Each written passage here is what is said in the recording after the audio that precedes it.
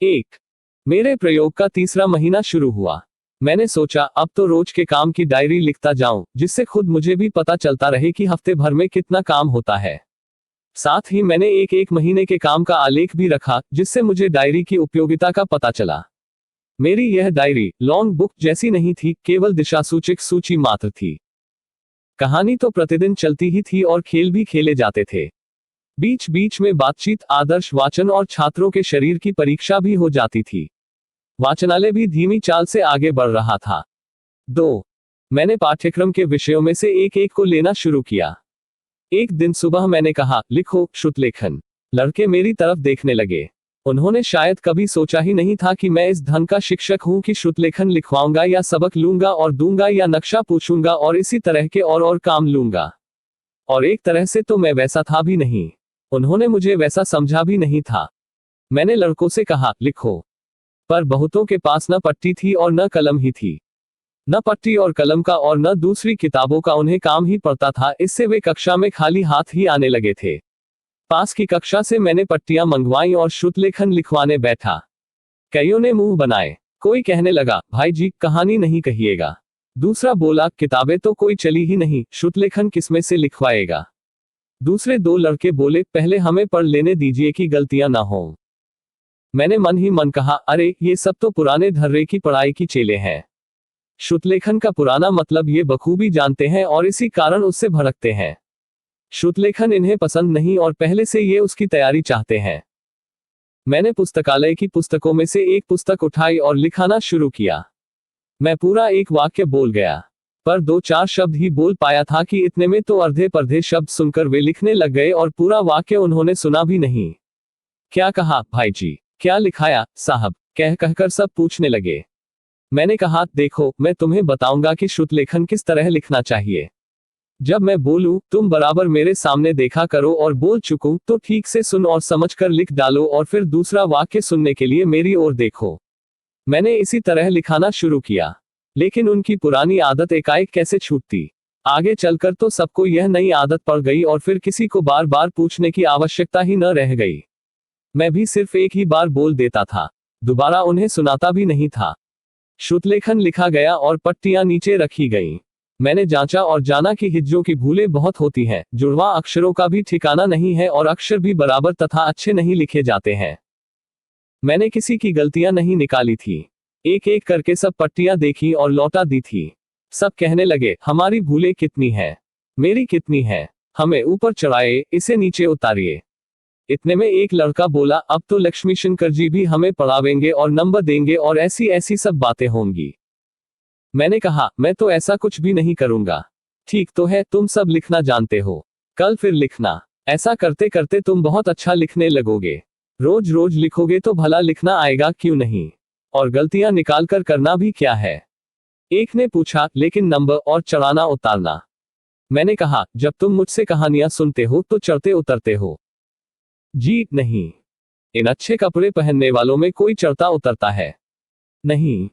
और ये जो खेल खेलते हो इनमें नंबर दिए जाते हैं नहीं। तुम में से कोई ऊंचा है और कोई ठिगना है, इसके लिए कोई तुम्हें चढ़ाता उतारता है नहीं। तुम में से कोई मोटा है और कोई दुबला पतला है, इसमें कोई चढ़ाव उतार है नहीं। तुम में से कोई धनवान है और कोई गरीब है, इसके कारण तुम्हें कभी पाठशाला में नंबर मिलते हैं, तुम चढ़ाए उतारे जाते हो। जी नहीं। तो अब समझे ना, हमारी कक्षा में चढ़ने उतरने की आवश्यकता ही नहीं। जिसे कविता याद हो वह गाए, न याद हो याद कर ले। खेलना न आता हो देख देख कर सीखे, आता हो तो खूब खेले और मौज करे। श्रुतलेखन में जो अच्छे अक्षर लिखता है उसे देख देख कर दूसरे भी अपने अक्षर अच्छे बना ले। मैं किसी से कुछ पूछूं और उसे वह याद ना हो तो जिसे याद हो वह उसे बता दे, और नहीं तो मैं तो बताऊंगा ही। बस इतनी सी तो बात है। सब विस्फारित नेत्रों से मेरी ओर देखते रहे। उन्हें कुछ अचंभा सा हुआ था। आखिर मैंने कहा, हमारी कक्षा तो एक अनूठी चीज है, नई बात है, इसमें नए तरीके से ही काम होता है। यह तो हमारी कक्षा है ना। हमारी कक्षा शब्द में 2-3 बार जोर देकर बोला तो मैंने देखा लड़कों पर उसका रंग चढ़ा। कहने लगे, हमारी कक्षा, हमारी कक्षा तो एक अनूठी चीज है। हमारी कक्षा यानी एक नई बात। श्रुतलेखन के संबंध में मैंने एक हफ्ते के अंदर मुख्य सभी सुधार कर डाले। छात्रों से मैंने कह दिया कि वे रोजाना घर से किसी भी किताब की 4 पंक्तियां देखकर सही सही लिख लाया करें। स्वयं मैंने उन्हें प्रतिदिन 10 मिनट वाक्य लिखाना शुरू किया। आपस में एक दूसरे को लिखाने और एक दूसरे की भूलें सुधारने के लिए भी उन्हें रोज के 15 मिनट मैंने सौंप दिए। संयुक्ताक्षरों का शुद्ध लेखन सिखाने के लिए मैंने कठिन जुड़वां अक्षरों की, खासकर चौथी किताब में आने वाले सारे जुड़वां अक्षरों की एक पोथी उन्हें बनवा दी और वह पोथी सबको बारी बारी से पढ़ने तथा पट्टी पर लिखने के लिए दे दी। चौथी पोथी में आने वाले कठिन हिज्जों की एक सूची बनाना मैंने शुरू कर दिया और उसका उपयोग भी सोच लिया। अब हमारा काम ठीक चलने लगा था। 3 एक दिन पास के कमरे से एकाएक अरे बाप रे, मरा रे, मार डाला रे की आवाज आए। हमारे कान खड़े हो गए। मैं कहानी कह रहा था। लड़कों का ध्यान बरबस उधर चला गया। मैंने कहानी बंद की और कहा, एक विद्यार्थी जाकर देखाए कि बात क्या है। कौन रो रहा है, किस लिए रो रहा है। एक समझदार लड़का देख आया और कहने लगा, जी उस कक्षा के जीवनलाल को मास्टर साहब ने पीटा है। मैंने कहा, क्यों? उसे भूगोल याद नहीं था। मैंने फिर पूछा, तो इसमें पीटने की क्या बात हुई? मेरा एक छात्र बोला, जब कोई सबक याद करके नहीं लाएगा तो और क्या होगा। मैंने कहा, लेकिन किसी को याद ही न रहता हो तो। दूसरा बोला, सबक तो याद होना ही चाहिए, न होगा तो मास्टर और क्या करेंगे, सजा ही तो देंगे। मैंने पूछा, लेकिन किसी को पीटने पर भी याद न रहे तो? तीसरा बोला, तो भी मास्टर उसे जरूर मारेंगे, वह और कर ही क्या सकते हैं। न याद रहेगा तो मारेंगे, पीटेंगे, सजा देंगे। मैंने कहा, अच्छी बात है, तो बोलो तुम में से कौन कौन मार खाने को तैयार है। सब बोले, जी नहीं, तैयार तो कौन होगा। मैं बोला, मैं सबक दूं और तुम याद करके न लाओ तो मुझे तुम्हें मारना चाहिए या नहीं? लेकिन हम सबक याद करके ही लाएंगे। तुम उसे रटो और फिर भी तुम्हें याद न रहे तो क्या, तो भी सजा न दीजिएगा तो अच्छा है। मारेंगे तो लगेगी, हाँ हमें याद रहे तो फिर पढ़ाएगा और हम फिर पिटेंगे। मैंने कहा, खैर चलो अब हम फिर कहानी शुरू करें ना। लेकिन लड़कों का मन तो आज उस जीवनलाल में लगा था। वे कहते थे, देखना भला, जीवन ऐसा तो उस्ताद है कि बाद में शिक्षक को गाली देगा, दीवार पर उनकी तस्वीर बनाएगा और उनके नाम गालियां लिखेगा। मैंने कहा, जीवन को ऐसा नहीं करना चाहिए, शिक्षक के साथ ऐसा व्यवहार ठीक नहीं। सब कहने लगे, लेकिन शिक्षक भी तो उसे बहुत पीटते हैं। मैंने कहा, तो इसका कोई उपाय है? लड़के बोले, हाँ उसे पीटना नहीं चाहिए। मैंने कहा, फिर सबक का क्या होगा? लड़कों ने जवाब दिया, जो सबक याद करके न लाए उसे पाठशाला से निकाल दिया जाए। नाहक मारने से क्या फायदा? यदि पीटने से विद्या आती हो तो लड़के पिटते तो रोज ही है ना। एक ने कहा, अजी जीवन का तो पढ़ने में मन ही नहीं लगता, उसे तो खरगोश पकड़ने का शौक है और ढोर चराने का वह रसिया है। दूसरा बोला, भैया जीवन विद्यालय में ही पिटता है, बाहर तो वही सब लड़कों को पीटता है, हम सब उससे डरा करते हैं। मैंने पूछा, वह किस जाति का है? लड़कों ने कहा, जी वह जाति का कोली है, उसका बाप सरकारी नौकर है और उसे जबरदस्ती पढ़ाता है, पढ़ाने के लिए एक शिक्षक भी उसने रखा हुआ है। मैंने कहा, खैर गोली मारो इसे, चलो हम तो अपनी कहानी पूरी करें। कहानी खत्म करके हम उठे और इतने में घंटी लगी। मैं सजा और उसके परिणामों का विचार करता करता घर पहुंचा। मुझे तो किसी को सजा देनी ही न थी, इसलिए मैं तो अपने मन में निश्चिंत था। इसी तरह कुछ दिन और बीत गए। 4 एक दिन मैं बड़े साहब से मिलने गया और मैंने कहा, साहब एक ऐसा हुक्म जारी कर दीजिए कि पाठशाला में आने वाले बालकों को साफ कपड़े पहनकर ही आना पड़ेगा। सिर पर टोपी रखनी है तो वह मैली नहीं होनी चाहिए, बाल रखने हैं तो वे कंधी किए हुए होने चाहिए, हर हफ्ते बालक के नाखून काटने चाहिए और बाल बड़े हुए हों तो बाल भी। बिना बटन या अधूरे बटन का कोट कभी कोई पहनकर न आए। हर एक विद्यार्थी नहा धोकर ही विद्यार्थी में आए, कम से कम मुंह और हाथ पैर धोकर तो जरूर आए। साहब ने शांति से सुना, हंसे और कहने लगे, क्यों, क्या उनके माँ बाप तुम्हारे समझाने पर समझे नहीं? मैंने कहा, जी उन्हें बहुत तेरा समझाता हूं, पर बात उनके गले उतरती ही नहीं। अच्छे अच्छे धनवान माता पिता भी नहीं समझते। कहते हैं, बचपन में हम भी इसी तरह पाठशाला जाते थे। कहते हैं, रोज रोज यह सब कौन करे, भाई आपका काम पढ़ाने का है तो पढ़ाए ना, यह सब तो हम देख लेंगे। अब तक बहुत कम सुधार हो सका है, और सच तो यह है साहब कि मैं तो ऐसे विद्यार्थियों को पढ़ाना पसंद ही नहीं करता। साहब बोले, तुम बिल्कुल सच कहते हो, हमारा जन समाज कुछ ऐसा ही है। इस समाज को संस्कारी बनाना तो असंभव को संभव करना है। फिर भी जब से यह विभाग मेरे हाथ में आया है तब से अभिभावकों पर भी हमारा कुछ अच्छा असर पड़ा है। मैंने कहा, तो आप यह हुक्म जारी नहीं करेंगे? भाई, ऐसा हुक्म तो मैं नहीं निकाल सकता। यह मेरे अधिकार क्षेत्र से बाहर की बात है। आपके अधिकार से बाहर की तो फिर आप इतने बड़े अधिकारी कैसे? भाई, यह तो एक छोटी रियासत है, लेकिन दूसरी जगह भी अधिकारियों के हाथ में ऐसी सत्ता नहीं रहती। मैंने कहा, तो फिर? साहब बोले, तुम बड़ी सत्ता को हिलाओ, वहीं से ऐसा हुक्म जारी हो सकता है। पर लोग इन आदेशों का पालन कम करते हैं, और अगर उन्होंने हमारा आदेश न माना तो हम उनका क्या कर लेंगे? उनके बालक को पाठशाला से बाहर न निकाल देंगे? यह नहीं हो सकता। यदि हमने ऐसा किया तो बड़ा गुलगपाड़ा मच जाएगा। मैंने कहा, जी हो तो सब सकता है, लेकिन बिना सत्ता के चतुराई किस काम की? सच तो यह है कि हम शिक्षक हैं ही किस गिनती में। साहब बोले, खैर यही सही, अभी तो जैसा चलता है उसे चलाए। जी, सो तो हो नहीं सकता। आखिर मैं तो पाठशाला के अंदर जितनी कोशिशें हो सकेंगी करूंगा ही। बालकों में वैसी आदत पैदा करूंगा। यही नहीं, फुर्सत मिलने पर इस संबंध में सार्वजनिक रूप से आंदोलन भी करूंगा। और साहब, सच तो यह है कि लोग कितने ही बेपरवाह क्यों न हो, इसमें शक नहीं कि हमारे विद्यालयों का यह गंदा वातावरण हजारों रोगों का घर है। हमें इसे ठीक करना ही होगा। साहब ने कहा, ठीक है, तुम जैसा चाहो करो। प्रयोग करने तो आए ही हो, लेकिन ध्यान रहे, यह चौथा महीना पूरा होने आया है। बाद रखो, समय सर पर दौड़ता जा रहा है। नमस्कार करके मैं अपने घर लौट आया। मैंने अपने खर्च से कंटिंजेंसी में तो था ही क्या कि कुछ खरीद सकता। 2 अच्छे से झाड़ू खरीदे, एक छोटा सा आईना लाया, एक कंघा, खादी का एक तौलिया और एक छोटी सी कैंची भी खरीदी। गनीमत थी कि पाठशाला के अहाते में पानी का एक नल था। उस दिन मैंने कक्षा में यह सब तैयारी करके रखी।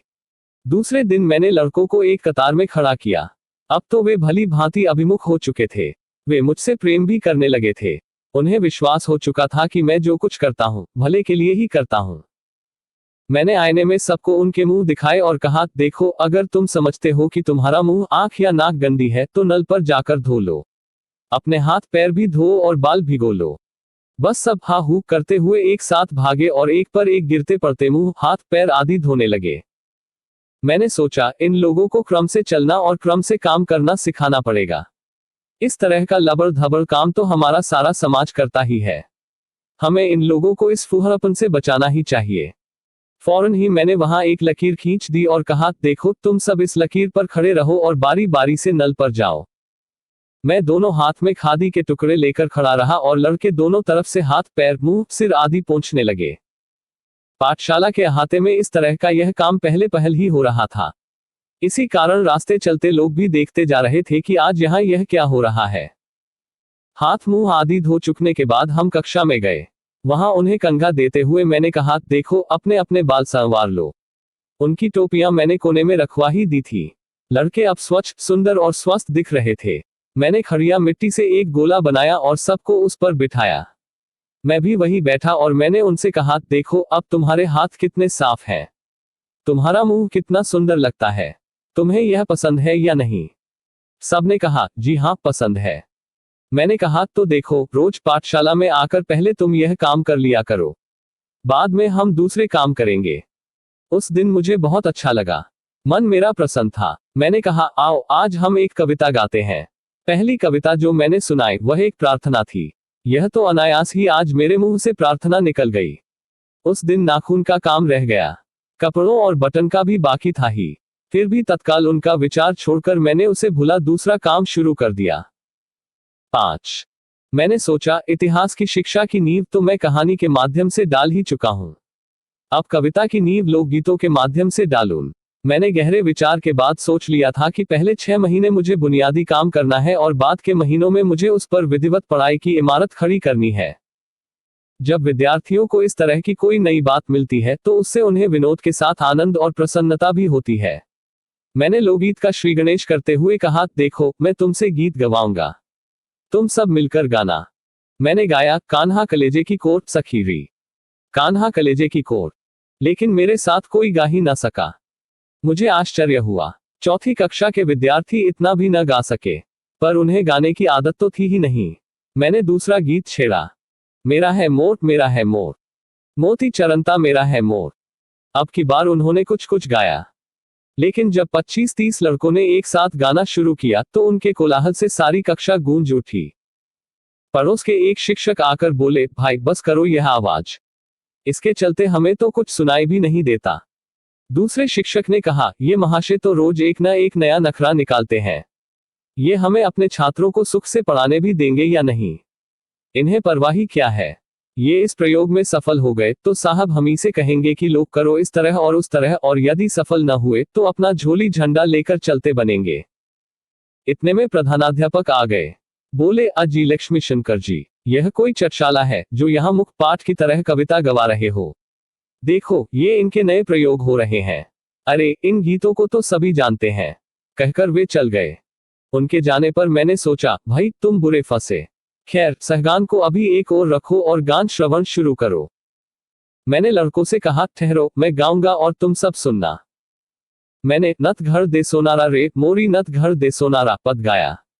मेरा राग तो गधे को भी मोहित करने वाला था, लेकिन संतोष इतना ही था कि वह बेसुरा न था। किसी तरह काम चला। मैंने मन में कहा, भगवान ने मुझे एक कंठ और दे दिया होता तो क्या कहना था। चूंकि मैंने ढंग से और अभिनय पूर्वक गाया था और अभिनय का कुछ अभ्यास भी किया था, इसलिए मेरा गाना कुछ लड़कों को पसंद आया। पर कुछ तो इस बीच उबासी लेने लगे थे और कुछ एक दूसरे के साथ छेड़खानी भी करने लगे थे। वह चंपलाल तो कानी आंख बनाकर मेरी मजाक बना रहा था। मैं भी यह सब देख रहा था, लेकिन मैं चुप रहा क्योंकि उनकी इन्हीं आदतों को तो मैं सुधारना चाहता था। जो छात्र संगीत के रसिया नहीं थे उनसे मैंने कहा, भाई तुम अलग जा बैठो, अपनी पट्टी पर जो चाहो लिखो या कोई चित्र ही बनाओ। मैंने दूसरा गीत गाया। लड़कों की दिलचस्पी बढ़ी, फिर तीसरा भी। उन्होंने दूसरे गीत को खूब पसंद किया और मुझे वह फिर गाना पड़ा। जैसे जैसे मैं गाता गया उनका रस बढ़ता गया। अंत में मैंने लड़कों से कहा, देखो मैं रोज तुम्हें ऐसे ऐसे गीत गाकर सुनाऊंगा, लेकिन एक शर्त है, पाठशाला के अहाते में तुम उन गीतों को न गाना। पर 2 दिन के अंदर तो लड़के जहां तहां नत घर दे गुनगुनाने लगे। मैंने उन्हें समझा दिया कि गाना ही चाहो तो विद्यालय के बाहर गाना, विद्यालय में नहीं। गांव के लोग आपस में बतियाने लगे, भाई ये गीत किस जात के हैं? भगवान दर्जी ने बताया, ये तो नवरात के गरबे मालूम पड़ते हैं। रघु जी बोले, तो यह मास्टर कोई गरबे वाला होगा, क्या यह गरबे सिखाने आया है? लड़कों की माताएं कहने लगी, तुम्हारे मास्टर मदरसे में औरतों के गीत क्यों गवाते हैं? पर अपने राम तो यह सब सुनी अनसुनी ही करते जाते थे। सुनने बैठो तो कान पक जाएं और काम भी न चले। हमें तो बस जूझना चाहिए। नए क्षेत्र इसी तरह तो तैयार होते हैं। मैं प्रतिदिन लड़कों के सामने नई नई कविताएं गाने लगा और देखने लगा कि उन्हें कौन सी ज्यादा पसंद आती है। ऐसा करते करते मेरे 5-15 गीत तो लड़कों को यूं ही याद हो गए। हाँ, 2-4 लड़के ऐसे जरूर थे जिन्हें संगीत से बिल्कुल प्रेम न था। वे संगीत के समय में पढ़ते लिखते रहते थे और मैं भी उनकी विशेष चिंता नहीं करता था। इन्हीं दिनों मैंने मन ही मन रास क्रीड़ा का एक कार्यक्रम बना लिया था और मैं उसे आरंभ करने का संकल्प भी कर चुका था। अब मेरी कक्षा में लगभग इस प्रकार का काम चल रहा था, वार्ता कथन, पुस्तक वाचन, आदर्श वाचन, खेल, श्रुतलेखन, कविता श्रवण, स्वच्छता और प्रार्थना। 6 एक दिन हमारी पाठशाला में एक परमहंस साधु आए। साथ में प्रधानाध्यापक भी थे। प्रधानाध्यापक ने उनका परिचय देते हुए मुझसे कहा, ये महाराज एक अच्छे धर्मोपदेशक हैं। विद्यार्थियों से इन्हें बड़ा प्रेम है। हर एक राज्य की पाठशालाओं में छात्रों को उपदेश करने की सुविधा इन्हें प्राप्त है।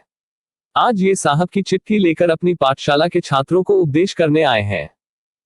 मैंने उन्हें आदरपूर्वक नमस्कार किया, बैठने को कुर्सी दी और कहा, तो भगवान आप अपना कार्य आरंभ कीजिए। मेरे लड़के तो महाराज के मुड़े हुए सिर और मुंह की ओर ही देख रहे थे। उनका दुबला पतला शरीर, कांतिपूर्ण मुखमुद्रा और हाथ का कमंडल लड़कों के लिए एक कुतूहल की वस्तु बन गए थे। मैंने विद्यार्थियों से कहा, देखो बच्चों, स्वामी जी तुम्हें उपदेश करेंगे, तुम सब ध्यान देकर सुना। लड़के अब तो मेरी आज्ञा समझने लगे थे। वे शांति से चुपचाप बैठ गए। स्वामी जी उपदेश करने लगे, विद्यार्थियों, इस जगत में ईश्वर ही सबसे बड़ा है। यह दुनिया उसी ने पैदा की है, उसी के कारण यह जगत है और वही हमारा आदि कारण है। इस तरह ईश्वर की महिमा कही जाने लगी। मैं चुप बैठा था। मेरे विद्यार्थी शांत थे, लेकिन धीरे धीरे उनमें अशांति पैदा हो रही थी। कोई आल से मरोड़ने लगा, कोई पट्टी पर कंकर से रेखाएं खींचने और बिंदु बनाने लगा, कोई किताबें उल्टने पलटने लगा, किसी की आंखें कुछ कुछ लाल होने लगी, कोई एक अंगुली दिखाकर बाहर गया। एक गया, उसके पीछे दूसरा भी गया। एक दो छात्र आपस में बातें करते जा रहे थे। मैंने उन्हें चुप रहने का इशारा किया और वे चुप हो गए। स्वामी जी से मैंने विनयपूर्वक कहा, महाराज कोई सरल सी बात कहिए जिसे ये छात्र समझ सके। वैसे स्वामी जी बड़े सरल स्वभाव के थे। तत्काल उन्होंने हिंदू धर्म की, उसके ग्रंथों की और ग्रंथों के विषय की चर्चा शुरू की। लेकिन छात्रों ने उसमें भी कोई रुचि नहीं दिखाई। मैं मन ही मन विचार कर रहा था, क्या धर्मोपदेश इसी तरह किया जाता है? क्या धर्म का तत्व, जो अति गूढ़ है और जिसे जानने के लिए सारा जीवन खपा देना पड़ता है, इसी तरह समझाया जा सकता है? क्या यही धर्म की शिक्षा और धार्मिक ज्ञान है? क्या धर्म का यह ज्ञान खोखला और निरुपयोगी नहीं होता? मैं यह विचार कर ही रहा था कि इतने में स्वामी जी ने कुछ श्लोक पढ़ने शुरू किए। विद्यार्थी मन मारकर उनकी बातें सुन रहे थे, लेकिन समझ नहीं सकते थे और इसीलिए अधिकतर केवल मनोविनोद की दृष्टि से हुंकारे दे रहे थे। सचमुच स्वामी जी बड़े गंभीर भाव से बातें कह रहे थे। उनके विचार में उनका यह कार्य आवश्यक और पवित्र था। वे अपने कर्तव्य का ठीक ही पालन कर रहे थे, लेकिन लड़कों के लिए तो यह सब भैंस के आगे बीन बजाने जैसा ही था। अब स्वामी जी ने श्लोकों का अर्थ समझाना शुरू किया। लड़कों को वह भी सुनना पड़ा। फिर उन्होंने उस अर्थ को श्यामत पर लिखा और लड़कों से कहा कि वे उसकी नकल कर ले। इसके बाद स्वामी जी ने कहा, इन श्लोकों को तुम प्रतिदिन प्रातः उठकर पढ़ा करो, सांझ को सोते समय भी इन्हें पढ़ो। इससे तुम्हारी बुद्धि बढ़ेगी, बल बढ़ेगा, तेज की वृद्धि होगी। मेरी कक्षा के 10-10, 12-12 वर्ष के लड़के ठहरे। उन्हें क्या पड़ी थी धर्म की और श्लोक की, लेकिन उन्होंने श्लोक लिखे और उनके अर्थ भी। मेरे विचारों की श्रृंखला टूटी नहीं थी। क्या धार्मिक शिक्षा के लिए दूसरी कोई जगह नहीं रही कि अब वह पाठशालाओं में दी जा रही है? पहले तो देवालयों में प्रवचन हुआ करते थे और घरों में माता पिता तदनुसार अपना व्यवहार रखते थे। घर के ये आचार विचार लड़कों के लिए धार्मिक शिक्षा का काम देते थे। लेकिन अब या तो लोगों को धार्मिक प्रवचन सुनने की फुर्सत नहीं है, या बड़े बूढ़े उन्हें सुन सुनकर अब इतने तृप्त हो गए हैं, या और ही कुछ हुआ है कि जिससे अब यह काम पाठशाला का अंग बन रहा है। मैं यह विचार कर ही रहा था कि इतने में घंटी बज गई और मैं सोचता विचारता घर को चला। थके हुए लड़के स्वामी जी को प्रणाम करके अपने घर को निकल भागे। रह गया मैं और स्वामी जी। मैंने कहा, महाराज आज की भिक्षा मेरे घर ही ग्रहण कीजिए ना। हम जीमने बैठे। बातों ही बातों में धार्मिक शिक्षा की चर्चा छिड़ गई। स्वामी जी ने कहा, देखो भाई, आजकल धर्म जैसी वस्तु का लोप होता जा रहा है, इसलिए आरंभ से ही धार्मिक शिक्षा द्वारा हमें नई पीढ़ी को आस्तिक बनाना होगा। मैंने कहा, किंतु स्वामी जी, इन छात्रों के सुकुमार मस्तिष्क ईश्वर, आत्मा और धर्म जैसे कठिन विषयों को ग्रहण कैसे कर सकते हैं? आज भाषण करते समय आपने अनुभव किया होगा कि उसमें उन्हें जरा भी रस नहीं आया था, केवल सभ्यता के विचार से ही वे चुप बैठे हुए थे। स्वामी जी बोले, भाई बात तो ठीक है, लड़कों को तो खेलना कूदना ही अधिक प्रिय होता है। कथा कहानी से भी उन्हें प्रेम होता है, लेकिन धर्म की चर्चा उन्हें पसंद हो या न हो, उनके सामने करनी तो अवश्य चाहिए और कुछ धार्मिक श्लोक उन्हें कंठस्थ भी करा देने चाहिए। किंतु स्वामी जी, धर्म केवल जीभ पर ही नहीं रहता। धर्म तो एक जागृति है, जिसका अंतस्थल में जागना ही उचित है। यह भावना तभी जागती है जब मनुष्य को इसकी भूख लगती है। इसका भी अपना समय होता है। स्वामी जी, क्या आपको ऐसा नहीं लगता कि यह सब छात्रों पर असमय का बोझ लादने के समान है? स्वामी जी जरा सोच में पड़ गए। मैंने फिर कहा, महाराज, धर्म एक सत्य वस्तु है। वह मनुष्य के जीवन के लिए नौक के समान है। मनुष्य का जीवन लक्ष्य संसार सागर से पार होना है। लेकिन क्या यह सच नहीं कि यह सब बहुत कठिन है, साधारण बुद्धि की पहुंच से परे है और इसके लिए बहुत अधिक पूर्व उद्योग करना आवश्यक है? स्वामी जी ने कहा, हाँ, यह बात ठीक है, लेकिन मैंने जरा बीच ही में कहा, धर्म कोई गाजमूली नहीं, न वह बाजारू वस्तु है। पुस्तक में छपी हुई बातें ही धर्म नहीं है। क्या आप यह अनुभव नहीं करते कि ऐसी महत्व की बात को तो अधिक से अधिक गूढ़ और गुप्त रखना चाहिए और कठोर परिश्रम के बाद ही वह साधक को प्राप्त होनी चाहिए? स्वामी जी बोले, हाँ, इसीलिए तो हमारे पूर्वजों को गुरु के आश्रम में रहना पड़ता था और धर्म को समझने के लिए शरीर का कष्ट भी झेलना पड़ता था। मैंने कहा, लेकिन आज तो हम घर घर और विद्यालय विद्यालय उपदेश करके लोगों में धर्म का प्रसाद बांटने निकल पड़े हैं। स्वामी जी बोले, भाई, यह कलयुग है ना। आजकल गुरु के पास शिष्य भाव से जाने वाले हैं ही कितने। मैंने कहा, नहीं है तो न रहे। धर्म को यो बेचने या भेंट करने से कोई धर्मात्मा नहीं बन सकता। स्वामी जी कहने लगे, तो आप ही बताइए कि क्या किया जाए। मैंने कहा, मेरी समझ में तो छोटे बच्चों को धर्मोपदेश न करना ही अच्छा है। उन्हें तो इस समय स्वस्थ शरीर, तंदुरुस्त मन, निर्मल बुद्धि और कभी न थकने वाली क्रियाशक्ति की आवश्यकता है, और आवश्यकता है उन्हें हर तरह बलवान बनाने की। स्वामी जी ने कहा, सच है, जो बलवान होंगे उन्हीं में आत्मबल भी रहेगा। मैंने कहा, मेरा तो अटल विश्वास है कि समय आने पर मनुष्य में यौवन और बुढ़ापे की तरह धर्म जिज्ञासा का भी स्वयं विकास हो जाता है। असमय के गृहस्थाश्रम की भांति असमय का यह धर्म परिचय भी मुझे असामयिक ही मालूम पड़ता है। बचपन ही से धर्म को प्रतिदिन की चर्चा का और श्लोक पाठ का विषय बना डालने से तो उल्टे उसके विषय की सच्ची जिज्ञासा ही मंद पड़ जाती है। धार्मिक क्रियाओं का भी अपना महत्व है, पर यह आवश्यक नहीं कि उन्हें इतना महत्व दे दिया जाए कि उनके कारण मनुष्य का विकास ही रुक जाए और मनुष्य जड़वत हो जाए। स्वामी जी बोले, आप सच कहते हैं, मेरा भी कुछ ऐसा ही विश्वास है। इतने दिनों के अनुभव के बाद मैं यह तो महसूस कर ही रहा था कि इस प्रतिदिन के पिष्ट पेशन से थोड़े ही समय में विद्यार्थी ऐसे विषयों से उगता जाएंगे। मैं अब यह भी मानने लगा हूं कि हमें किसी दूसरे ढंग से उन्हें धार्मिक शिक्षा देनी चाहिए। मैंने कहा, क्षमा कीजिएगा स्वामी जी, मैं तो यह कहता हूं कि हम धर्म को जीवन में उतारने का प्रयत्न करें। माता पिता भी प्रयत्न करें और शिक्षक भी प्रयत्न करें। पाठ्यपुस्तक में दूसरी कथाओं के साथ धार्मिक पुरुषों और प्रसंगों की कथाएं भी दी जा सकती हैं। समय आने पर बालकों को दूसरी कथाओं की तरह पुराण और उपनिषद की कथाएं भी बताई जा सकती हैं।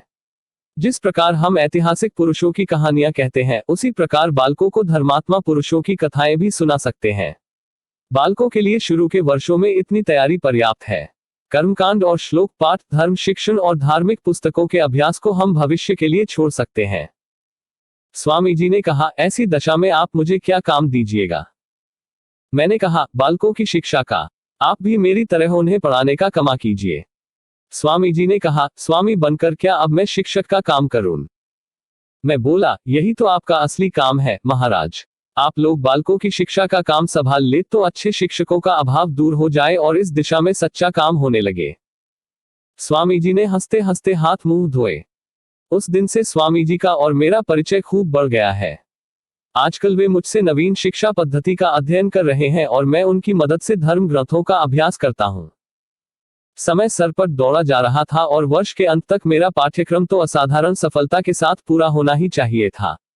इसी में तो मेरे प्रयोगों की विशेषता थी। मैंने सोचा, अब इन्हें इतिहास पढ़ाना शुरू करूं। 7 मैंने इतिहास की पाठ्य पुस्तकें देखी, पर उनसे मुझे संतोष न हुआ। एक में घटनाओं का गलत उल्लेख था, दूसरी में दृष्टिकोण पुराना था, तीसरी निरे व्यवसाय की दृष्टि से लिखी गई थी, चौथी की शैली दोषपूर्ण थी और जो सबसे अधिक प्रशंसित पुस्तकें थीं, वे छोटे विद्यार्थियों के लिए बिल्कुल बेकार थी। मैंने सोचा, इन पाठ्य पुस्तकों से तो काम नहीं चलेगा। तब क्या करूं? कहानियों द्वारा इन्हें इतिहास पढ़ाऊं तो कैसा रहे? छात्रों को कहानी सुनने का शौक था ही, लेकिन अब तक मैंने उन्हें दूसरे ही प्रकार की कहानियां कही थी, आधी सच्ची और आधी काल्पनिक, गप्पों की और परिस्तान की। इतिहास की कहानियों में ऐसी तो कोई बात आती नहीं थी। फिर भी मैंने एक कहानी शुरू की। रूखी सूखी ऐतिहासिक घटनाओं को जोड़कर मैं कहानी कहने लगा, पर कुछ ही देर में लड़के उब गए और बोले, भाई जी, यह तो कहानी नहीं है। जी, ऐसी कहानी हम नहीं सुनेंगे। जी, कल सुनाई थी वैसी सुनाए। चलिए ना साहब, खेलने चले। जी, हम तो गीत ही गाएंगे। मैंने सोचा, अब की तो मैं पूरा असफल रहा। छात्रों ने मुझे चारों ओर से घेर लिया और धीरे से मेरा हाथ खींचकर वे मुझे खुले मैदान की तरफ ले गए। मैं घर आया और राते को सोचने लगा, इन्हें संपूर्ण ऐतिहासिक सत्य कहने से तो काम नहीं चलेगा। ऐतिहासिक घटनाओं को प्रत्यक्ष देखकर लिखता भी कौन है? अब कहानी के रूप में ही इतिहास दिलचस्प बने तो बने, और कहानी में कहानीपन तो अवश्य होना चाहिए। इसलिए मूल घटना के आसपास शक्य सी कल्पित घटनाओं को सजाकर इतिहास पढ़ाऊंगा तो उबाऊ नहीं होगा। दूसरे दिन मैंने एक कहानी शुरू की। एक बड़ा सा जंगल था, भीलों की वहां बस्ती थी। अजब उनका डील डोल था। तीरंदाज वे ऐसे थे कि उड़ते पक्षी को मार गिराते। उस जंगल में एक झोपड़ी थी। विद्यार्थी तत्काल कहानी के जादू में फंस गए और उसे पी जाने लगे। मैंने कहानी तो वीर वनराज की शुरू की थी, लेकिन घटनाओं के आसपास रंग चोखा चढ़ा दिया था। उस दिन कहानी अधूरी रही। दूसरे दिन छात्रों ने दूसरा कोई काम होने ही न दिया, बस वनराज वनराज वनराज सुनाए।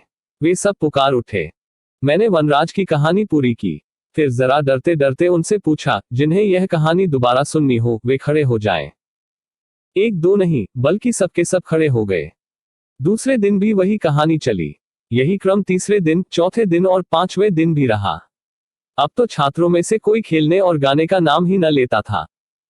मैं भी देख रहा था कि उनका यह आग्रह कब तक टिकता है। एक दिन किसी ने बड़े साहब के कान भर दिए, जी, इस प्रयोग की सफलता विफलता का निर्णय तो समय आने पर ही हो सकेगा, और तब आप हताश होकर शिक्षक से कहिएगा कि अरे कुछ भी न हुआ। लेकिन तब तक इन लड़कों का एक साल नाहक ही बर्बाद हो जाएगा। अवश्य ही मुझे इस पर जरा भी आश्चर्य न था। जिन्होंने मेरी शिकायत की थी उन्हें मैं जानता था। मेरे छात्रों को प्रतिदिन कहानियां सुनने को मिलती थी और वे मुझसे खुश रहते थे। दूसरे शिक्षकों के छात्र कक्षा में अपना असंतोष प्रकट करते थे। वे कहानी सुनना चाहते, पढ़ने में ध्यान न रखते और ऊधम मचाते। यही कारण था कि दूसरे शिक्षक मुझसे चिढ़े रहते थे। मैं उनसे कहता, भाई आप अपने रास्ते जाए, मैं अपने प्रयोग करता हूं। मेरे दिल में हिम्मत है। मुझे भी चिंता तो है कि लड़कों का नुकसान न हो और इसके लिए मैं मेहनत भी कर रहा हूं। लेकिन मेरी अपनी रीति है और आपका अपना तरीका है। आप लोग चाहें तो मैं अपनी कक्षा को यहां से दूर हटा सकता हूं। एक दिन हमारे साहब मेरी कक्षा देखने आए। वैसे तो वे भले आदमी थे, लेकिन कार्यक्रम में सारा समय कहानी का ही देखकर वे भी झुंझला उठे।